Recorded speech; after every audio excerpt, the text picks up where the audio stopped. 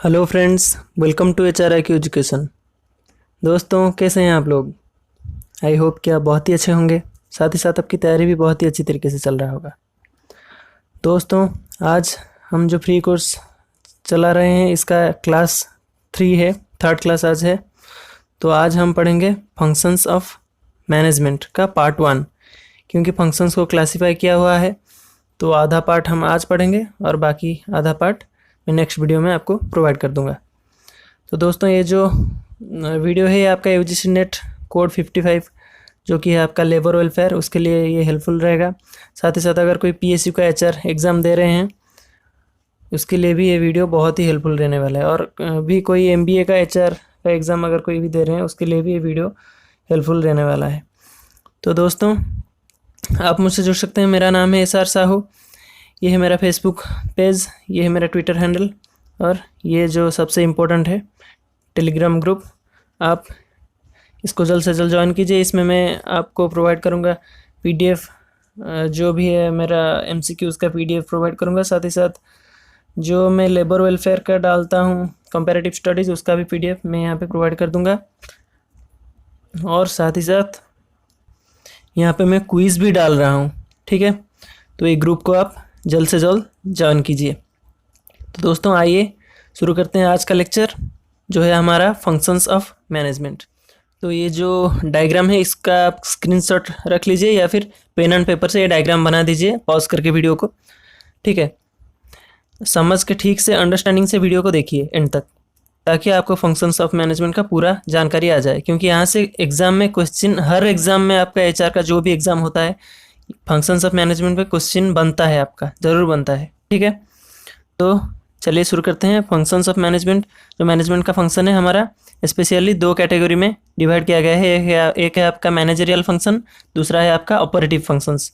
तो आज हम पढ़ेंगे ये जो मैनेजरियल फंक्शंस जो है 6 फंक्शंस, तो इसको आज हम पढ़ेंगे। और ऑपरेटिव फंक्शंस आज हम नेक्स्ट वीडियो में पढ़ेंगे, ठीक है। तो मैनेजरियल फंक्शन को ठीक से देख लेते हैं। Planning and decision making first है आपका, देन आपका है organising, then directing, controlling, coordinating and leading. ये है आपका मैनेजरियल फंक्शंस। तो आपका ऑपरेटिव फंक्शंस में आपका क्या क्या है? Procurement function, development function, compensating function, maintenance function, integrating function. तो ये हमारा ऑपरेटिव फंक्शंस आपका 5 कैटेगरीज में डिवाइड किया गया है। आप समझ रहे होंगे कि जो 5 बेसिक फंक्शंस है मैनेजमेंट का, ये 5 में से एक यहाँ पे नहीं है, जो कि है आपका स्टाफिंग, जो मैनेजरियल फंक्शन में नहीं आता। ये आपका ऑपरेटिव फंक्शन में आता है, क्योंकि स्टाफिंग में आपका है रिक्रूटमेंट, सिलेक्शन, ठीक है, ट्रेनिंग, डेवलपमेंट, ये आपका है स्टाफिंग में। तो ये आपका ऑपरेटिव फंक्शन में के अंदर आता है। तो इसको स्टाफिंग को हम नेक्स्ट वीडियो में पढ़ेंगे। हम आज पढ़ेंगे मैनेजरियल फंक्शंस, जो कि ये सारे हैं। और हम देख लेते हैं ऑपरेटिव फंक्शंस का कैटेगरीज में क्या क्या है। आपका प्रोक्योरमेंट फंक्शन में आपका आता है job analysis, man power planning, recruitment, selection, induction, promotion, transfer. और डेवलपमेंट फंक्शन में आपका training, executive development, career planning and development. ऐसे ही आप देख लीजिए कॉम्पेंसेटिंग फंक्शन में आपका job evaluation, wage and salary administration, incentive, compensation, performance appraisal, motivation. और आपका मेंटेनेंस फंक्शन में आपका है employ health, employ safety, employ welfare और सोशल सिक्योरिटी। और जो कि है आपका इंटीग्रेटिंग फंक्शन, ये आपका specially industrial relations and labour laws को फोकस करता है। इसमें आपका है grievance handling, discipline, trade unions, collective bargaining and industrial relations. तो चलिए हम शुरू करते हैं मैनेजरियल फंक्शंस। तो उससे पहले हम देख लेते हैं एक्सपर्ट्स। हमारे कैटेगरीज 2 कैटेगरीज में फंक्शंस को डिवाइड किए हैं। ये एक है आपका मैनेजरियल फंक्शन, दूसरा है आपका ऑपरेटिव फंक्शंस। तो हारोल्ड कुंज क्या कहते हैं? According to Harold Koontz, management is the art of getting things done through people and with informally organised groups. तो इनके हिसाब से मैनेजमेंट क्या था? ये एक आर्ट था, इसके अकॉर्डिंगली जो काम होता था वो किया जाता था through people and with informally organised group के द्वारा जो काम होता था वो किया जाता था, ठीक है। तो a personnel manager is a manager and as such ही must perform the basic functions of management. तो इनके हिसाब से जो पर्सनल मैनेजर है वो एक मैनेजर ही है जो कि मैनेजमेंट का बेसिक फंक्शंस जो होता है उसको परफॉर्म करता है। तो चलिए देखते हैं मैनेजरियल फंक्शंस के अंडर हमारा क्या क्या आता है। पहला तो हो गया आपका planning and decision making. Planning is A pre determined course of action.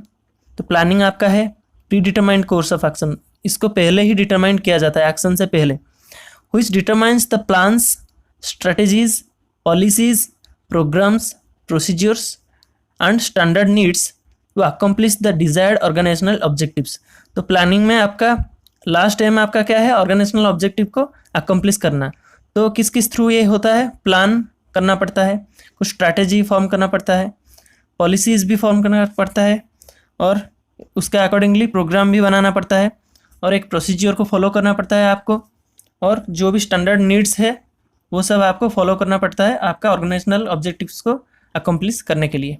ठीक है, तो planning today avoids crisis tomorrow.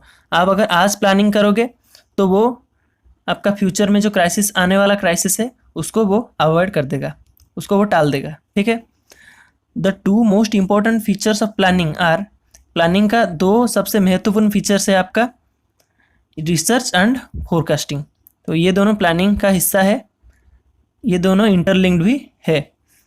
और forecast is possible only as a result of research. अगर आप रिसर्च नहीं करोगे तो फोरकास्ट आपका पॉसिबल नहीं होगा। तो फोरकास्ट आपका रिसर्च के रिगार्डिंग ही दिया जाता है। तो नेक्स्ट पॉइंट आपका है planning is a top task as it involves the ability to think, to predict, to analyze and to come to decisions। तो यहाँ पे आपका डिसीजन मेकिंग भी हो रहा है। ठीक है, planning is a top task, really planning is really top task because it involves the ability to think. यहाँ पे समझना पड़ता है, सोचना पड़ता है, प्रेडिक्शन करना पड़ता है फ्यूचर का, उसके अकॉर्डिंगली आपको एनालाइज करना पड़ता है, और फाइनली आपको कुछ अहम डिसीजन आपको ही लेना पड़ता है। ठीक है, तो नेक्स्ट आपका है ऑर्गेनाइजिंग। ये आपका मैनेजरियल फंक्शन का सेकंड फंक्शन है organising. A determined course of action. तो a determined course of action आपका है planning. Planning needs to be carried out by an established organisation. तो जो भी आपका प्लानिंग है उसको आपको ऑर्गेनाइज करके ही आपको एंड तक पहुंचाना है। आपका जो ऑर्गेनाइजेशनल जो एम है उसको अचीव करने के लिए, उसको अकम्प्लिश करने के लिए प्लानिंग का ऑर्गेनाइजेशन बहुत ही इंपॉर्टेंट रोल निभाता है। An organisation is the mixing of authority and responsibility. जो आपका ऑर्गेनाइजिंग फंक्शन है इसमें दो स्पेशली रहता है, एक है आपका अथॉरिटी, दूसरा है आपका रिस्पॉन्सिबिलिटी। इन्हीं दो चीज़ों के तहत आपका ऑर्गेनाइजिंग कंप्लीट किया जाता है। ऑर्गेनाइजिंग कंसिस्ट ऑफ असाइनिंग, ये जो अथॉरिटी है ये दोनों पॉइंट यहाँ पे आपका डिस्क्राइब किया गया है।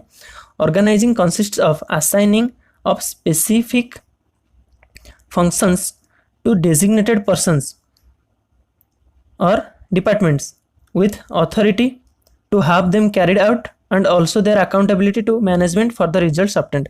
तो आपका ऑर्गेनाइजिंग क्या है, ऑर्गेनाइजिंग में आपका स्पेसिफिक फंक्शंस असाइन किया जाता है, स्पेसिफिक डेजिग्नेटेड पर्सन्स या फिर डिपार्टमेंट को स्पेसिफिक फंक्शंस आपका असाइन किया जाता है, और उनको ये अथॉरिटी दिया जाता है कि उस फंक्शन को ठीक तरीके से निभाए, और साथ ही साथ उनका ये अकाउंटेबिलिटी है कि मैनेजमेंट को जो भी रिजल्ट है मैनेजमेंट को वो रिजल्ट लाके दे।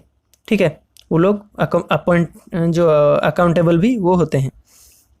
तो नेक्स्ट फंक्शन आपका थर्ड फंक्शन है और directing the subordinates at any level is a basic functioning.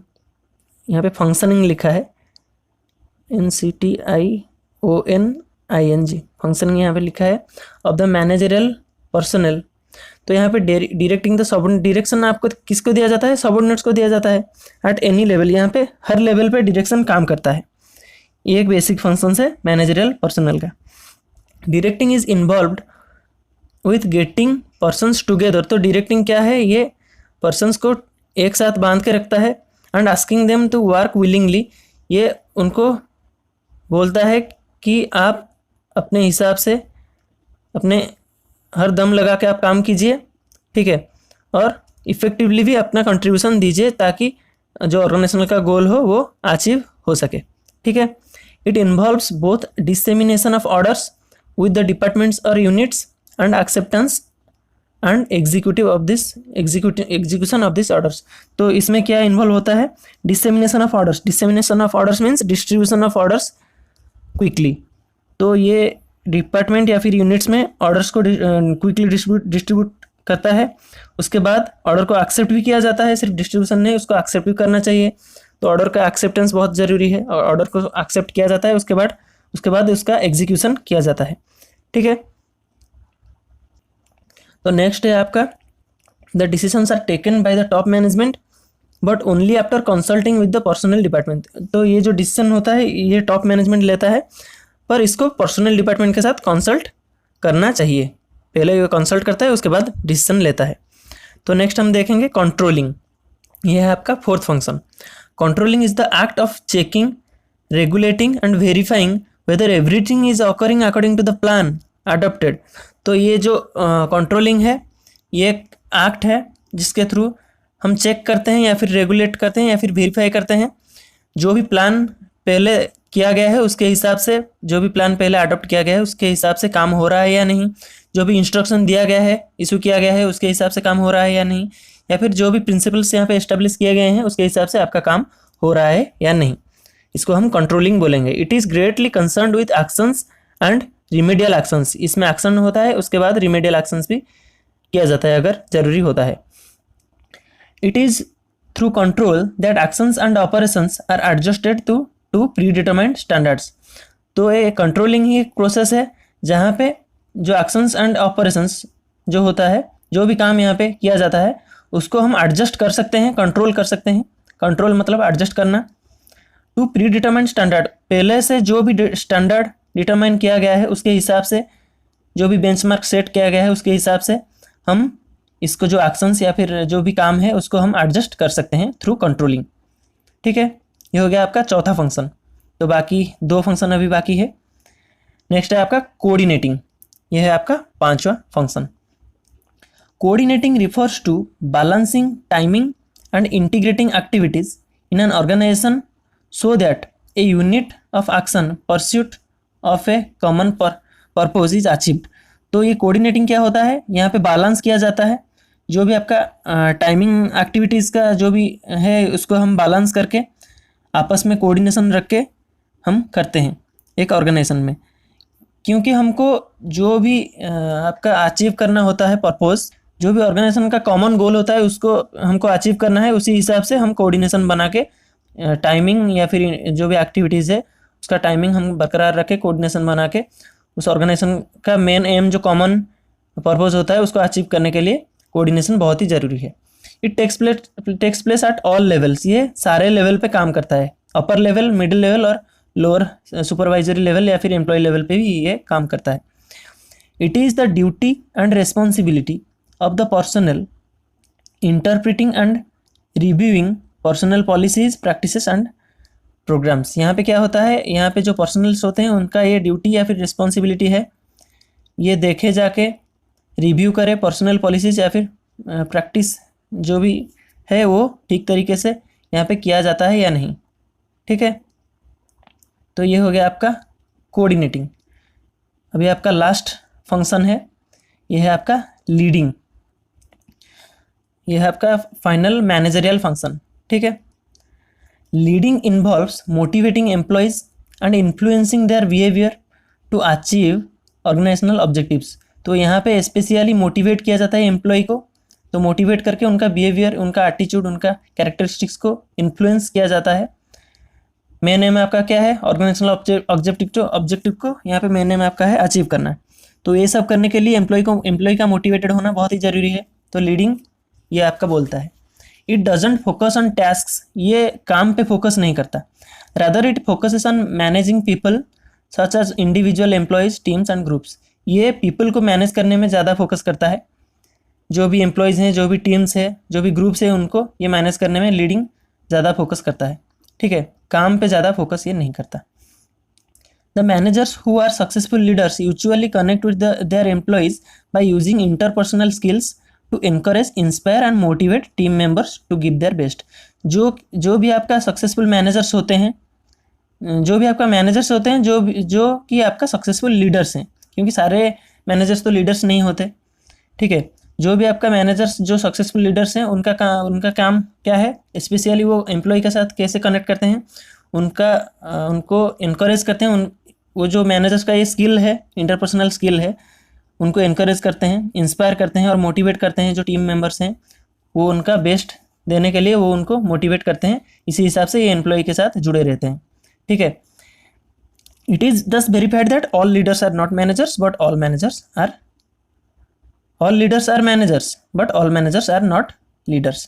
तो ये आपका वेरीफाई हो चुका है क्या, कि सारे लीडर्स आपका मैनेजर्स हो सकते हैं पर सारे मैनेजर्स यहाँ पे लीडर्स नहीं हो सकते। ठीक है, ये लाइन आपको याद रख लेना चाहिए क्योंकि ये आपका एग्ज़ाम में बार बार पूछे जाते हैं। ठीक है, तो दोस्तों ये हो गया आपका मैनेजरियल फंक्शंस ऑफ मैनेजमेंट। तो नेक्स्ट हम देखेंगे ऑपरेटिव फंक्शंस नेक्स्ट क्लास में। जल्दी मैं नेक्स्ट वीडियो लेके आऊँगा।